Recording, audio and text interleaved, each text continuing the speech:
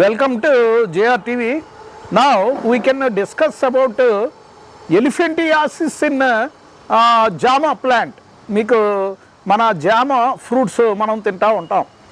మనకి బోధ అంటే మీకు క్యూలెక్స్ దోమ కుట్టడం వల్ల మీకు హైడ్రోసిల్ ప్లస్ ఎలిఫెంటియాసిస్ మనకి శోషరస నాళం బ్లాక్ అయిపోయి అక్కడ మన అవయవాలు అంటే మీకు మన ఏనుగు యొక్క పాదం ఏ విధంగా ఉంటుందో అదేవిధంగా మనిషి యొక్క పాదం కూడా మీకు శోషరస అంటే మీకు శోషరస నాళం మీకు బ్లాక్ అయిపోయి అక్కడ మీకు ఉబ్బిపోతూ ఉంటుంది. అదేవిధంగా మీకు ఎలిఫెంటియాసిస్ అనేది మనం జామ మొక్కలు కూడా మనం చూస్తూ ఉంటాం. ఈ విధంగా మీకు ట్యూమర్స్ కింద ఇర్రెగ్యులర్ షేప్లో ఈ విధంగా మన కాండాన్ని అతుక్కుని ఈ విధంగా గ్రోత్ వచ్చిన సందర్భాల్లో మా డొమెస్టికల్గా మా గృహ ప్రాంగణంలో పెంచిన మొక్కకి నేను డిసెక్షన్ చేసి ఈ విధంగా చూసాం.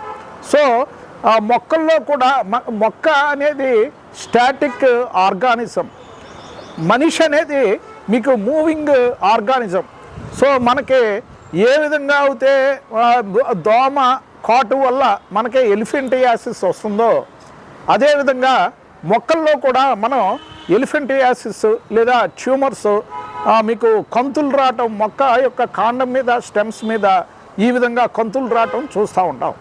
ఇది దోమ కాటు వల్ల వస్తుందా లేకపోతే మీకు వేరే జెనెటిక్ ప్రాబ్లమ్స్ వల్ల వస్తుందా లేదా మీకు ఈ ప్లాంట్ సర్వసాధారణంగా ఎక్స్ఫోలియేషన్ స్కేల్స్ కింద ఎక్స్ఫోలియేషన్ అవుతుంది. ఇది eucalyptus plant, next Amla plant ఉసిరి, నెక్స్ట్ జామ. మీకు మన మానవ దేహం మనకి కనిపించని స్కిన్ మీద ఎక్స్ఫోలియేషన్స్ అవుతూ ఉంటాయి. ఇది పొట్టు కింద మనం రెగ్యులర్గా కొన్ని లక్షల కొన్ని మిలియన్ల కణాలు వ్యర్థ కణాలు మనం రోజు విసర్జిస్తూ ఉంటాం మన స్కిన్ మీద. అదేవిధంగా ఈ ప్లాంట్ యొక్క డెడ్ స్కిన్ మీకు ఇలా ఎక్స్ఫోలియేషన్ అవుతూ ఉంటుంది. ఈ విధంగా మీకు పల్చగా దాని యొక్క స్కిన్ని మీకు వదిలించుకుంటూ ఉంటుంది. సో మీకు ఎప్పుడైతే కొన్ని దోమలు మొక్కలను కూడా మీకు రసం పీల్చే పురుగు లేదా దోమకాటు వల్ల మొక్క చనిపోవటం లేదా కాండాన్ని రసం పీల్చే దోమ ఇవన్నీ సర్వసాధారణం. మనిషికి ఏ విధంగా అయితే మీకు మలేరియా దోమ, నెక్స్ట్ క్యూలెక్స్, అదే నెక్స్ట్ ఈ డెంగ్యూకి సంబంధించిన దోమలు ఇవన్నీ మీకు డిఫరెంట్ పరిపరి రకాల దోమలు మీకు వృద్ధి చెందుతున్నాయి. అది మ్యూటేషన్ అవ్వచ్చు లేదా మీకు బయో ఇన్సెక్ట్స్ని మీకు ప్రేరేపించవచ్చు. సో ఇది ఎప్పుడైతే మీకు మనిషికి ఒక బోధకాలు రుగ్మత శోషరసాలు మీకు అబ్స్ట్రక్షన్ వల్ల అక్కడ అవయవం మీకు బాగా ఒక ఏనుగు యొక్క కాలు కింద బాగా లావుగా అయిపోయి మీకు అసహ్యంగా మన యొక్క శరీరం యొక్క మెజర్మెంట్స్ బాగా విపరీతంగా పెరిగిపోయి మనకి ప్యాంట్స్ టైట్ అయిపోవటం లేదా మీకు నిక్కర్లు టైట్ అయిపోవటం, డ్రాయర్లు టైట్ అయిపోవటం లేదా మీకు ఆ విధంగా మీకు చాలా అసహ్యంగా తయారవుతుంది బాడీ. అదేవిధంగా మీకు ప్లాంట్కి మీకు first time in history plant also will have elephantiasis problem. అంటే మీకు బోధ ప్లాంట్స్లో కూడా మనం చూస్తూ ఉంటాం. ఇది ఫస్ట్ ఆఫ్ ఇట్స్ కైండ్. ఇది జామ మొక్కలో మనం కొన్ని ప్రాంతాల్లో కూడా నేను చూశాను. జామ మొక్కకి వేప మొక్కకి మీకు ఎలిఫెంటియాసిస్ వచ్చే అవకాశాలు కూడా ఉన్నాయి. సో మనిషికే కాదు జీవం ఉన్న ప్రతి ప్లాంట్స్ కూడా మీకు ఎలిఫెంటియాసిస్ అనే వ్యాధి సోకే అవకాశాలు ఉన్నాయి. సో మీరు దీని నుంచి ఇది చాలా డిటాచ్ అవ్వటం చాలా కష్టం. అదేవిధంగా మనిషి యొక్క బోధకాలు మీకు కట్ చేసి మనం ఏది ప్లాస్టిక్ సర్జరీ కింద మనం చేయలేము. ఎందుకంటే మీకు శోషరస అంటే మీకు లింఫాటిక్ ఛానల్స్లో మీకు అబ్స్ట్రక్షన్ అయ్యి మీకు లింఫ్ నోడ్ నుంచి వచ్చే ఫ్లూయిడ్స్ మీకు చేరక మీకు అక్కడ మొత్తం అంతా మీకు bulging, next swelling, next fibrous swelling, next మనం పిట్టింగ్ ఎడీమా ఉండదు, మీకు నెఫ్రోటిక్ సిండ్రోము, నెక్స్ట్ కార్డియాక్ ఇన్సఫిషియన్స్లో మీకు మనం ఏళ్ళతోటి ఏది గుంట పెడితే గుంట పడుతుంది. కానీ దీనికి ఈ ఎలిఫెంటియాసిస్లో మీకు గుంట పడే అవకాశాలు తక్కువ. దానికదే మీకు బాగా బల్జింగ్ అయిపోయి చాలా అసహ్యంగా మీకు చాలా బరువు అయిపోతాడు మనిషి. నెక్స్ట్ కాలు మీకు నడవడానికి చాలా ఇబ్బంది పడతారు.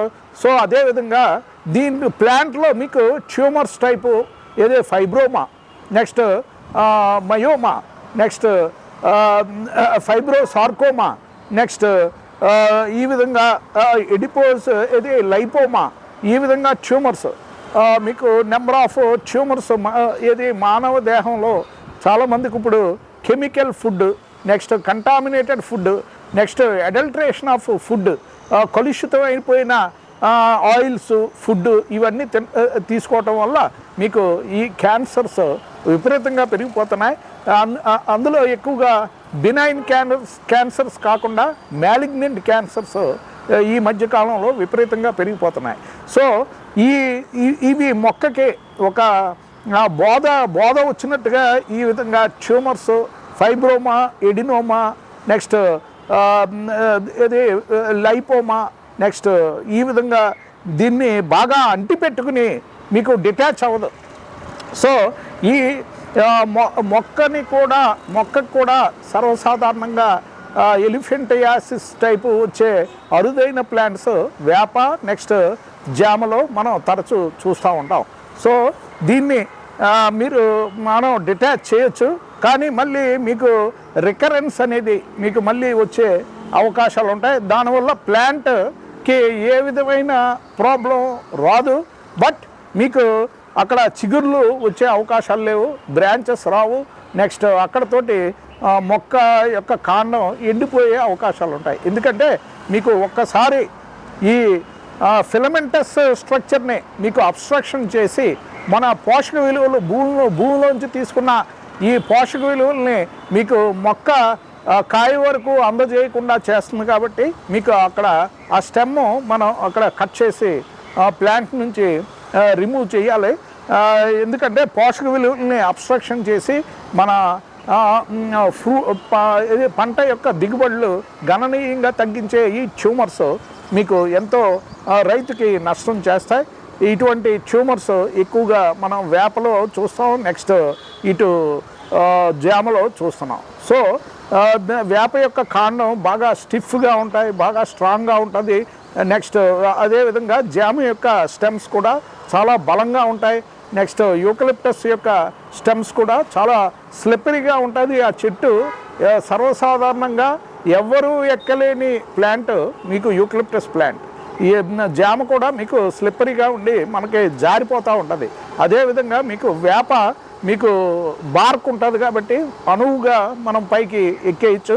సో ఈ జామ ప్లాంట్ ఇటువంటి ట్యూమర్స్ ఉండి మన రైతు యొక్క పంట దిగుబడులు గణనీయంగా తగ్గించి మనకి అపార నష్టాన్ని, నెక్స్ట్ ఫ్రూట్ యొక్క దిగుబడిని మీకు హరించే ఈ ఎలిఫెంటియాసిస్ ఇన్ జామా ప్లాంట్ మీరు సర్వసాధారణంగా మనం చూస్తూ ఉంటాం.